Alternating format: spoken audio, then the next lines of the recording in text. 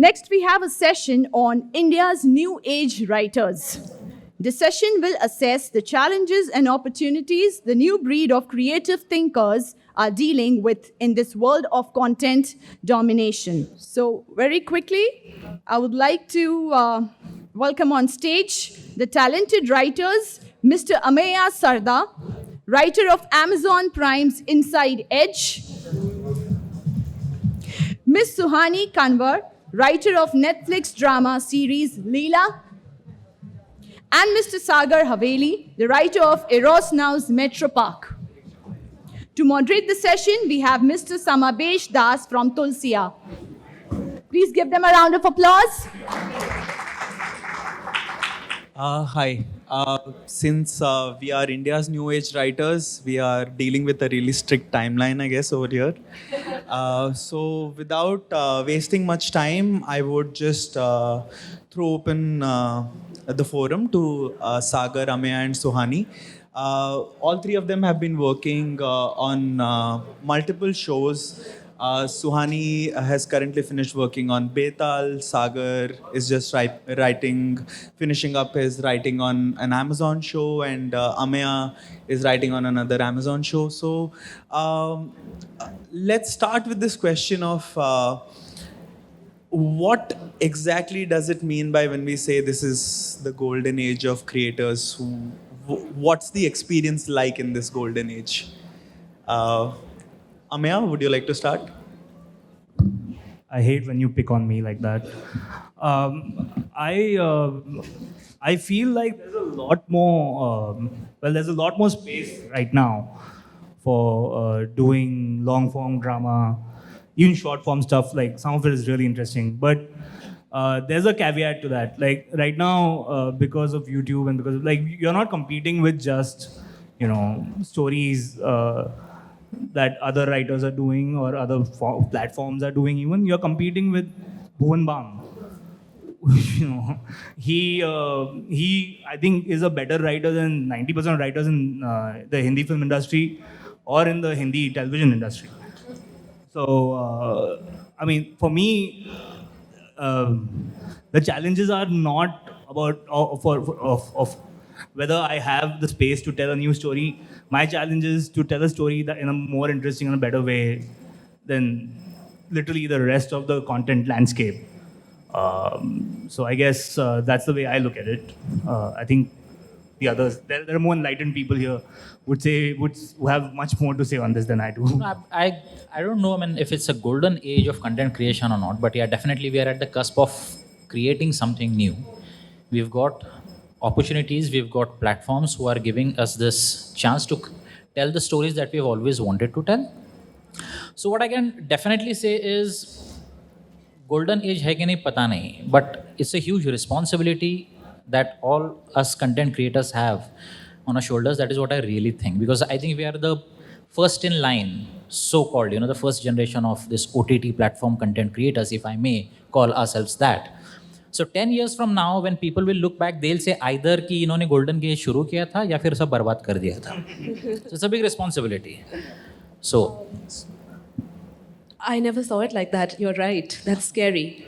But I guess I think I'm in some kind of a golden age. I hope I'm right. Because I personally have a great affinity for all things provocative and shocking, perhaps even a little bit repulsive.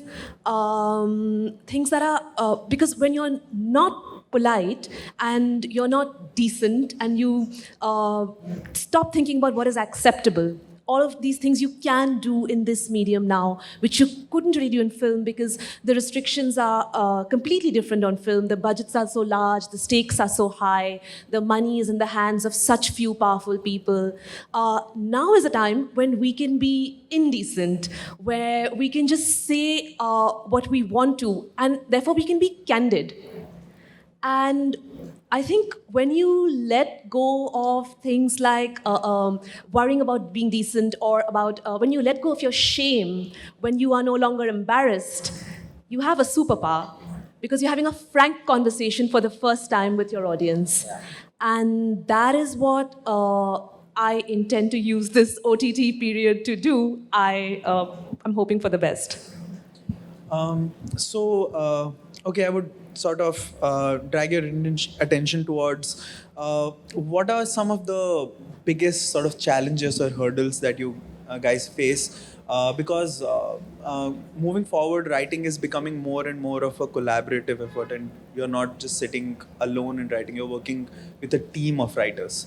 So I'm sure with more number of people in the room and more number of sort of heads discussing the project, there must be some challenges. What are some of those challenges, and how do you sort of deal with it? How do you maneuver around them? Suhani, I would like to. Oh, it's great actually working in a team. Writing is such a lonely process, and we've been doing it for so many years, sitting alone in our apartments, wondering if our lives had any meaning at all. And now, in a room with a team, I personally love it. But about the challenges, I think whether you write by yourself or in a team, the challenge again is for us to be able to let go of all the fear and the self-censorship we've accrued over the years. We are so trained to not saying what we really think and to sort of try and cater to something that will sell, that perhaps we just kill our best ideas before they have even a shot in the room. And if we can just unlearn that behavior, then I think we'll be on to something. मतलब पहले हम अकेले कुछ नहीं करते थे, अब 4 लोग मिलके कुछ नहीं करते हैं. It's the same thing, you know. So it's a challenge. Yes, working together, the writers' room thing, which is a new concept, and people often ask like, how do you manage or navigate your way around it? So I think that's a inherent dichotomy in having a writers' room. First thing is, of course, the writers in a writers' room, they have to be on the same page. It's only then will they create something which is, it looks like one piece of creation. But at the same time, all of them, they have to have a different and definite point of view. They have to bring their worldview to the table. All of them, if they're saying the same thing, then there's no point in having a writer's room. Might as well one person write the whole thing. So there's an inherent dichotomy in that. And I think working around that is the fun aspect of creating content together. That's what I think. One of the aspects of this that is very, to me at least, is that I have the space now. Like if I'm sort of, if I'm in the room, and if fortunately, if I get the opportunity to sort of head the room, I can bring in writers who wouldn't normally, make it into, this circle, so to speak. It's a very close circle. We all know that. Like, it's not easy to get into. I mean, I get calls and messages every day about people wanting to write and stuff like that, and it's not easy because it's a hard job to learn. It's a very hard job to, it's hard to execute a 10-episode, 40-minute, 400-minute thing. To get all the hook points, we heard so many people talk about, how they want a hook point at the start, hook point at the end, high points, etc. And it's not easy to do all of that. Execute on demand. You got to be professional. You got to be, you got to know what battles to fight, what battles to not fight. But coming back to the opportunity I was talking about, I think it's the opportunity is to get newer, more, writers with a very different perspective, get them in. It can be the way American writers' rooms work, where you have a lot of apprenticeship going on. Like an SNL room or I'm talking about sketch shows, but even normal writers' rooms, you have a lot of junior writers who are coming up and who you get to get people started early. And that's the name of the game. I started writing really late, and I feel like I wasted all the years that I didn't do much about this. I wanted to do it, but I never got into it. The show that was, the one show that I had the good fortune to sort of run, I tried to sort of get 2 20-year-old new young guys who who wrote short stories and poems, but I was like, I need your perspective in this room. And it would be a very interesting thing because now they're growing into much better writers because of that. Because they've spent that 3-4 month intensive period where you're arguing and you're fighting for your perspective, you're fighting for your point of view, and etc. And it's a very interesting process. And they grow from that. And I think that is the most important opportunity because those are the guys who are going to bring new stories. Because I think at the end of the day, what we are suffering from is the lack of vision as far as the stories are concerned. Not so much the lack of news perspectives. we don't have that. I would love to hear a story about, say, what's happening in the Northeast, for example, or something. But there's no writer who's come from there.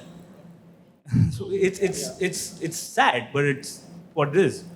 Yeah. So, as I understand, like running a writer's room or working within a writer's room is a lot about being a team player and being to be able to work with multiple people. And writers' rooms are in a way run by head writers or showrunners, and being a showrunner seems to be like a really tough job, because not just that you're thinking creatively, but you're thinking for the people who are working with you. And also to let people be in the space that they want to be and sort of anchor them to the story with every possible challenge. So what are you guys like when you're looking for an ideal showrunner in your head for a show that you're trying to create, and you would want someone to come on board and direct it possibly and show run the entire thing, be it a producer or a director or sort of a senior writer? What exactly are you looking at in that person? Patience, I don't know. I guess someone who listens to everyone in the room and is able to assimilate what is best for the show. Having said that, showrunner and writers are all. I guess when we were doing Leela, for instance. So when we are talking about this, if you could just throw a little bit of light on what are the different sort of responsibilities that, and what's the structure that sort of goes on in a writer's room. I guess you mean the workings of the writer's room.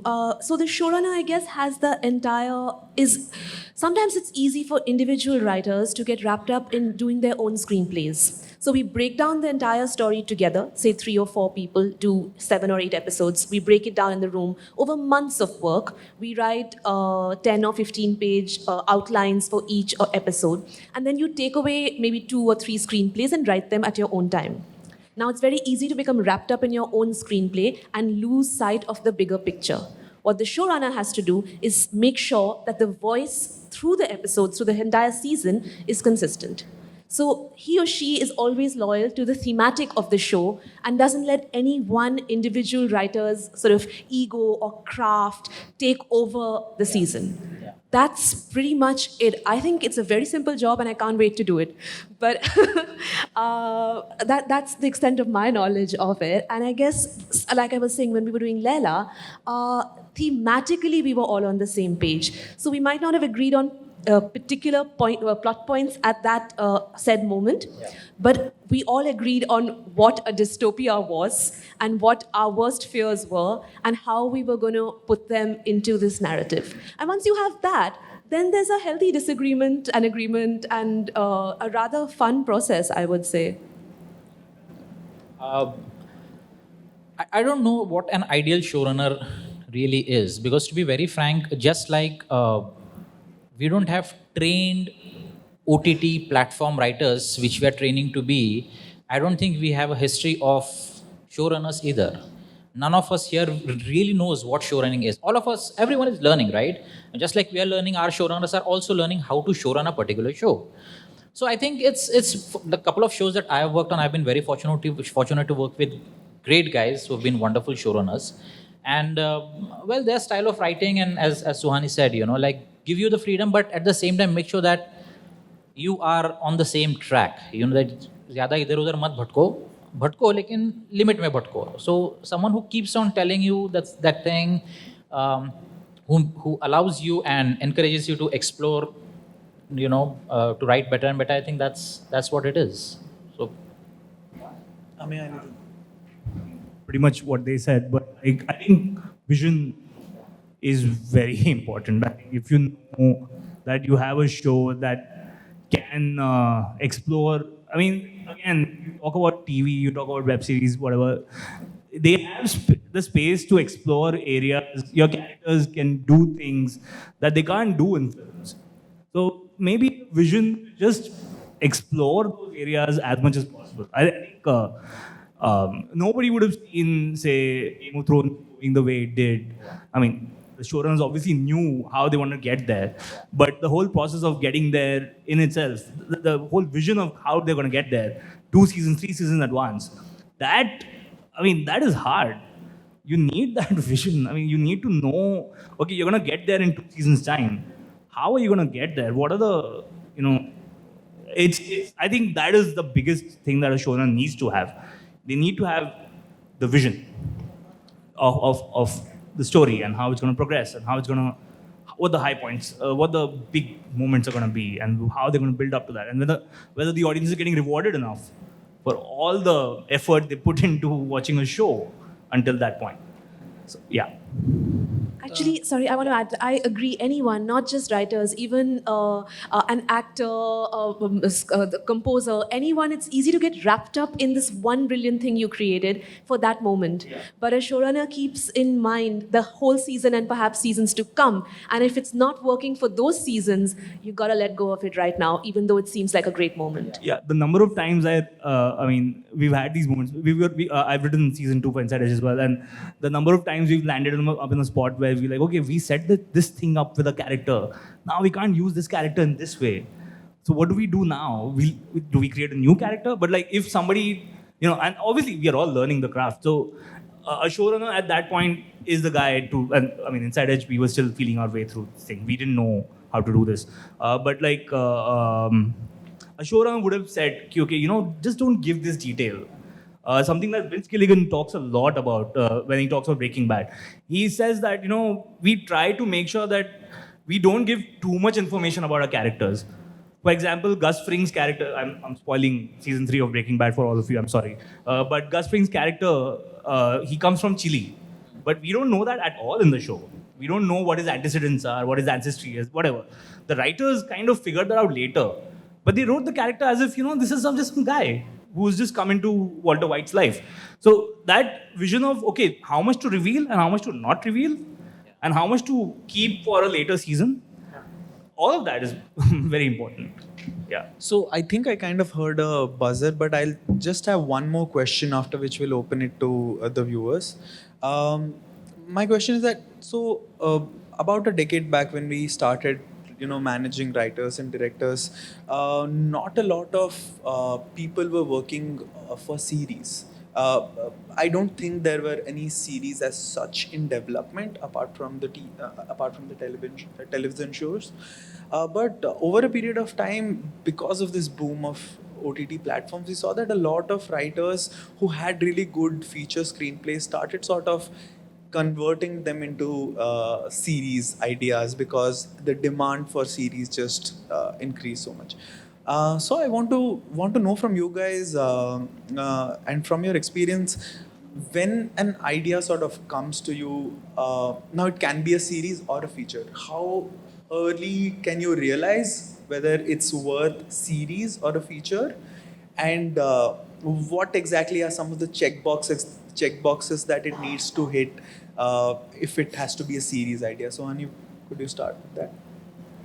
I think instantly, actually, I don't think the two are interchangeable at all. What is a series idea can't work as a film and vice versa. And so the conversion thing, I know it happens, but I would say it's rather dangerous. I don't know how people manage that. A series is it's a novel. It's an in-depth exploration of both a thematic and a character.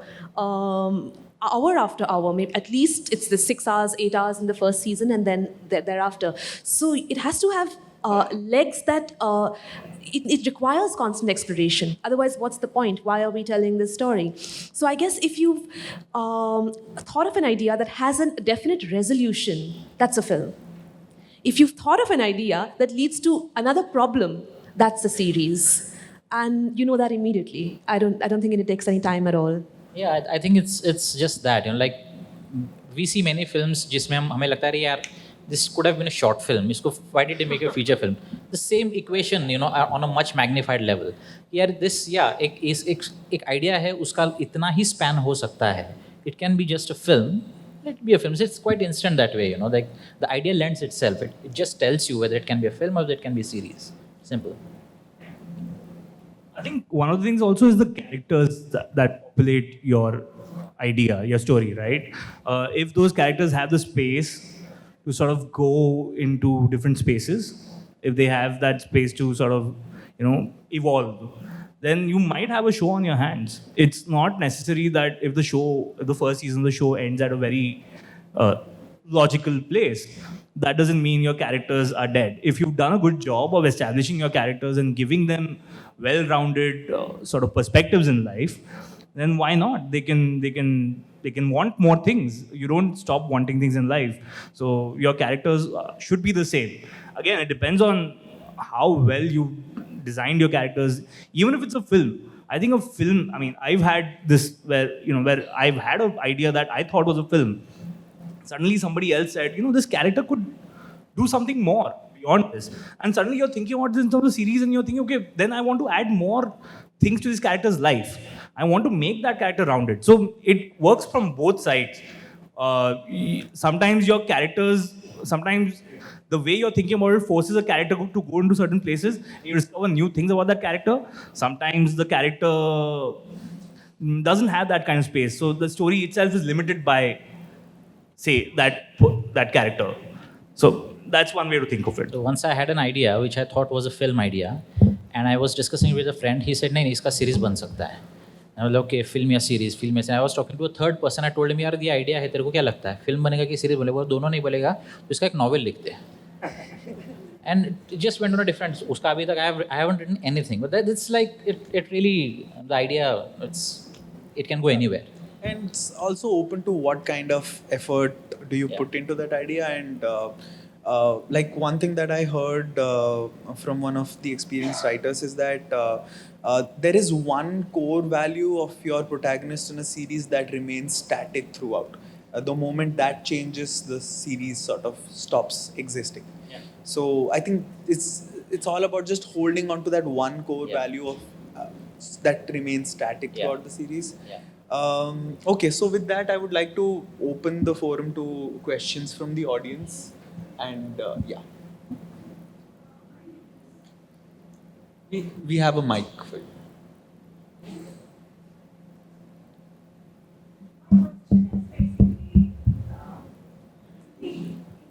OTT, new world of OTT in the last 5 years. How do people like us say, I'm a scriptwriter, lecturer, and I'm also working for broadcast and OTT dissemination, but I'm comparatively a beginner in writing for OTT, and I want to break in. Can you advise?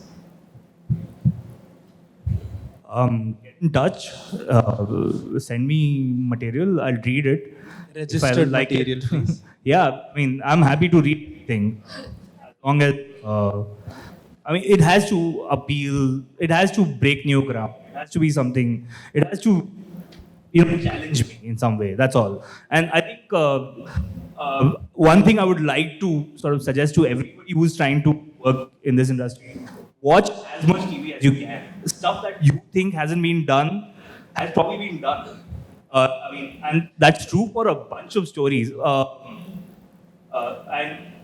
I would suggest because a lot of the things I see a lot of shows on especially Hindi OTTs which borrow a lot from films. Yeah. I'm guilty of that as well. I'm not going to lie about this. But the point I'm trying to make is, if you're going to do something for an OTT, if you're going to do something, tell a story that hasn't been told before. Maybe give it a different landscape, give it a different space. I don't know. Just try to do something that's not been done. This is a unique opportunity that we've all been handed here. Anybody can write. Good writing can come from anywhere now. That's the name of the game. I'm forever afraid of being, I've only spent 3-4 years in the industry. But the first thing I know is that, somebody is new is going to come along and write an incredible story, and that's going to capture everybody's imagination. It's going to be the next Game of Thrones, and it could come from India, and I wouldn't have written it. And then the stakes are suddenly higher. So please, there's no limit to vision. There's no limit to storytelling. If you can get a good story going, if you can get somebody to read it, and if you can get somebody interested, that story will walk the road all the way to the top. If you can, But you need to do the work. You need to put in the work. Is Yeah. the genre just limited to fiction, or can it be non-fiction? How do you mean? Because a non-fiction would be a non-fiction story would be a documentary, right? Reconstructed drama Sorry? of a reconstructed reality. Suppose if I want to show Like the some- Netflix crime, Delhi crime is a reference, or give me an example of the kind of show you're talking. Let's say if the theme is on child sexual abuse, okay? Yeah. And we reconstruct situations in a very progressive, upbeat way which generates positive awareness of an issue which is under a blanket by society, parents. Nothing seriously downsizing, but actively involving the audience. I mean, the tone of the show is not important. I don't know. Okay, so that's the other thing. I don't know whether the businesses that are in the OTTs right now are looking for factual content or even Yeah. content that is, true crime, for example. Fair enough. I think that's where you're going. Yeah.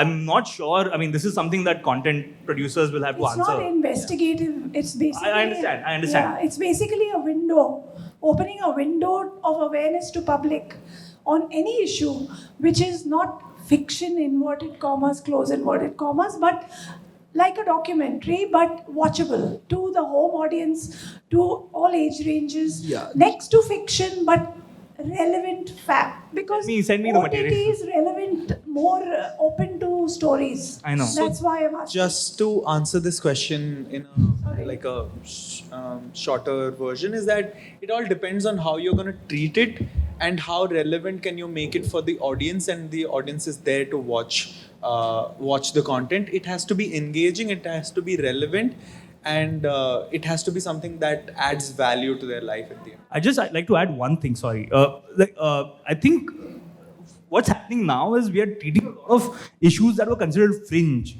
For example, homosexuality. For example, child sexual abuse. A lot of these issues are now being treated mainstream, but they're still treated as fringe issues. So maybe one of the things you could do is to treat it as if it is one of those issues that is a very mainstream thing, and try to write a story around that. Maybe that's the way to look at it. Yeah. We have one more question. Yeah, so just to probe the last question a bit more, where she said that if an idea leads to a resolution, it's a film, and if it leads to a problem, it's a series. And like you said, the character must be rounded, and how much can you develop it further? But it's also about, it can also be developed into a 2-part or a 3-part film, and the episode's length can differ. What does the length of an episode depend upon? Whether it's a 20-minute episode or a 50 or 55-minute. So there are different ways in which a story can be spanned, and the duration of an episode or acts can be spread across. So what is the primary criterion for you guys that you decide on? That this is a web series and this is a film. It can be a 3-part film, or the episode length can be different. I mean, the dynamics of the business are completely different, right? A 3-part film will not only have a 3-season story, does not need to have a resolution for all its characters. A 3-part film needs to resolve the stories for all its characters. I mean, very few people can do Matrix Reloaded. Unless you have a Matrix, you can't do a Matrix Reloaded. So you need to have a film like The Matrix, which kind of sort of resolves every single problem that the characters in that universe face before you can get onto the Matrix Reloaded universe. And then, because you have a film like The Matrix, you can then say, okay, Matrix Reloaded, we can end on a to be continued. Even that got a lot of backlash. So your problem is not that, okay, I can do a 3-part film, what's stopping? The problem is, are you going to resolve your characters' conflicts within that story? Because your audience is going to pay 500 rupees for a ticket once, maybe twice. You ask them, you put a to be continued at the end of it, they're not going to pay for the 3rd film. It's never going to happen.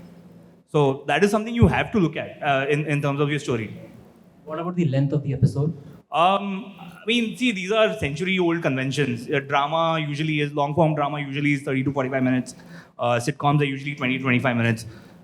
These things have been tested, but these conventions exist for a reason. Audience attention spans for comedy are a certain way. There's a lot of research in this. If you read, you'll find out. Like, there's a lot of research. Now with like YouTube and stuff, short-form content, I keep getting mails from Sama and other people about how I need to start writing 5-minute episodes. Now that's a challenge for me as well. But like, who knows? Maybe that's what the audience wants now. So it's just how you deal with your story. Thank you. Besides the research, I think there's another, it's just a logical choice that you will make as to how many acts you're writing in. And your story will dictate that. And once you decide whether it's 3, 4, or 5 acts, you will know whether it's 30 minutes or 50, 60 minutes, whatever. It doesn't have to be down to the last minute on the OTT platforms, and because there's no commercial break. So that's liberating. And really, it's giving you a chance for your story to dictate everything. So I think that's the only thing you should really be thinking about. What is the story? And it'll tell you everything else. Just for example, Family Man, the first episode was 54 minutes, and there was an episode, I think 7th or 8th episode was about 37 minutes. I mean, no TV, you pitch that same thing to a TV channel, they will balk at it. So that flexibility that you have is valuable, I think. So I think that's something you should cherish. Thank you, guys. Okay, so we have time for only one last question. Hi, my name is Ritesh Bhaskaran. As new writers, how much creative compromises did you have to go through? I'll take it. When you were new writers, not right now. Some, Okay, yeah, some now and then, but I don't know if I would call it creative compromise as much as you learn how to Trojan horse your ideas into something a little bit more palatable. And that's something we were, like I said earlier, we've all been trained to do. We self-censor, and that's the skill you use in that marketplace 10 years ago, where you need that Trojan horse. Thankfully, the need for it is actually quickly fading away. But I guess if you stayed loyal to what you believed in through that period, then you come out a little bit stronger. There are people who maybe just didn't see the value in sticking with what they wanted to do originally, but hopefully I personally have, and I think it's worth it, and one doesn't need to do it that much anymore. I think one thing you have to understand is that there is a business on top of this, and we all have to pay rent. So you're not going to say no every single time. Say somebody from the higher up says, we'd like this to be a certain way. Also, it is almost stupid to assume that every single idea that comes from the top is a bad idea. So, and I mean, after a point, you start working in a writer's room, 3 months later, you have no objectivity on what is a good idea and what is a bad idea. At that point, you're just like sort of hoping that you're sort of, getting there. So when somebody does come in with an idea, if it does sort of fit in, you have to have the openness. I mean, as a writer, the first thing I learned in the writer's room was how to be open to new other people's ideas. And some of them will be downright ridiculous. But that's the whole point. You want a writer's room so that you can hear the ridiculous ideas. You want to hear the 5%, 1% ideas that you'd never hear in a film or in a in a daily show or something like that. So that's the business right now. So you can't say no to an idea whether it comes from anywhere. You wanna at least try to I don't know, figure out why it works or why it doesn't work. So that's why that's where the development time and all that. We have people talking about how much time it takes to develop a show, but this is only about 5% of the ideas that you actually see on screen. Only about 5% of the story you actually see what you see on screen is only about 5% of the story that we had actually written in our heads. So we had to throw out 95% of it, and not all of them were bad ideas. So you can't ignore a mandate. You can't ignore a content platform saying we want the show to be a certain way. So yeah. बस तुमको पैसे जो promise किए गए हैं ना उस पे कॉम्प्रोमाइज मत करना. I think we have missed the deadlines again. Yeah. Yeah, she's got. And thank you for being here, and hope this panel was valuable to you guys. And thank you to all the writers for making it over here and having this chat with us. And hope to see you soon.